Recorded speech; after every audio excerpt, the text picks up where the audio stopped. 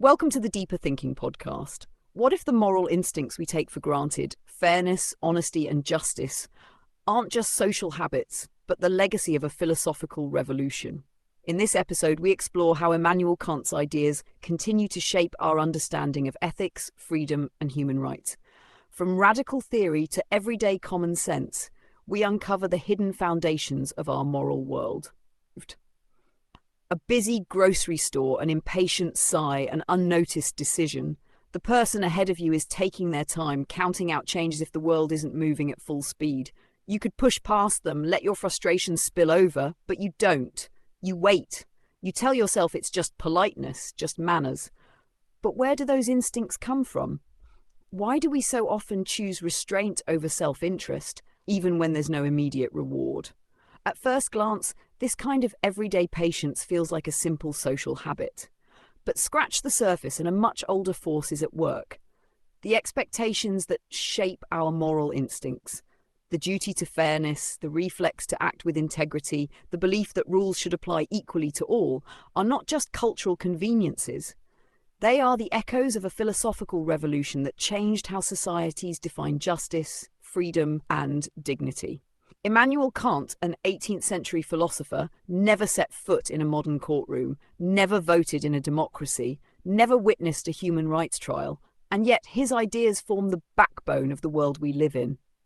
The legal protections we take for granted, the way we distinguish right from wrong, even the structure of the United Nations Declaration of Human Rights, all are built upon a foundation Kant helped lay.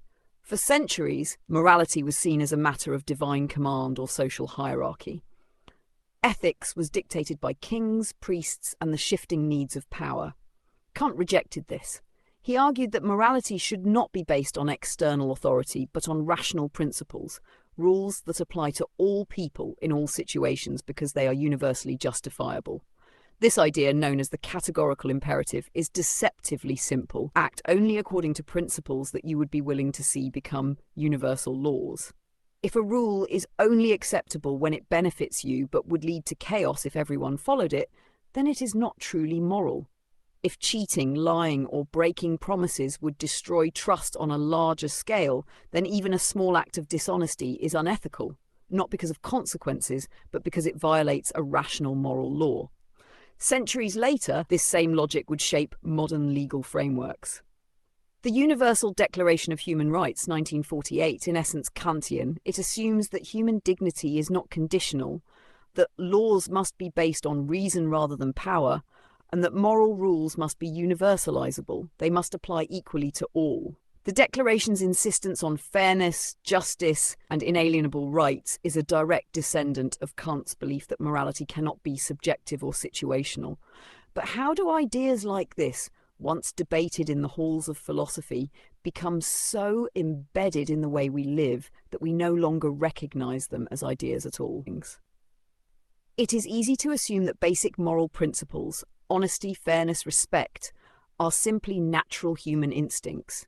But history suggests otherwise. The moral expectations that now seem obvious were once radical. Consider honesty.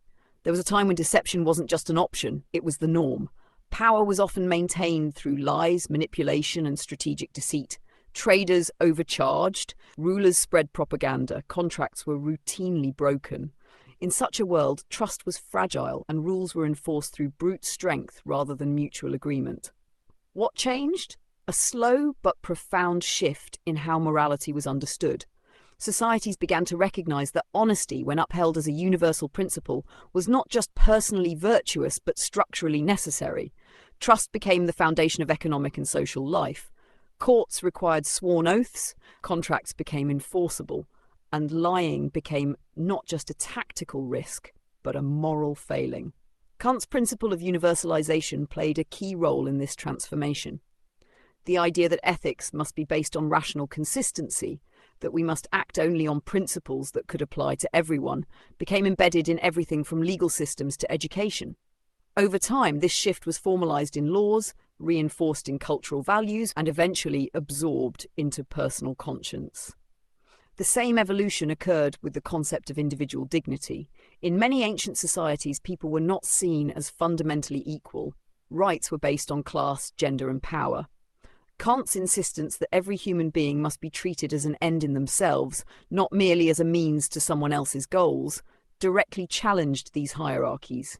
This idea slowly gained traction, influencing abolitionist movements, labour rights, and eventually the modern framework of human rights law. What was once an argument in a philosophy book became the foundation of international treaties. It is why we recoil at the idea of exploitation, why we recognise informed consent as a non-negotiable principle in medicine, why we expect equal treatment under the law. These are not ancient traditions. They are relatively recent victories in the evolution of ethical thought, victories so successful that they have become invisible. But this process is never complete. Every generation, new challenges emerge that test the strength of these moral foundations. Ask someone what it means to be free, and they will likely describe the absence of restrictions, the ability to do what they want, when they want. But this vision of freedom is misleading. A person who is ruled by their impulses, who is unable to control their actions or consider the consequences, is not truly free. They are simply reacting to whatever desire pulls them in the moment. Kant offered a different vision. Freedom is not about doing whatever one wants, but about acting according to rational principles. True autonomy comes not from rejecting all rules, but from recognizing and following those that are just. A child who refuses to do their homework in the name of freedom may feel liberated in the moment, but without knowledge, without discipline, their choices in the future will be limited. The same is true on a larger scale. A society without rules is not free, it is chaotic. This is why laws, when justly applied, do not restrict freedom but enable it. A red light at an intersection does not hinder movement, it makes coordinated movement possible. The same applies to laws protecting human rights. They are not constraints on individual liberty, but the foundation that allows liberty to exist at all. This is one of Kant's most enduring contributions to political thought. He argued that governments should not rule by force or by the arbitrary will of a ruler, but through laws that could be rationally justified and universally applied.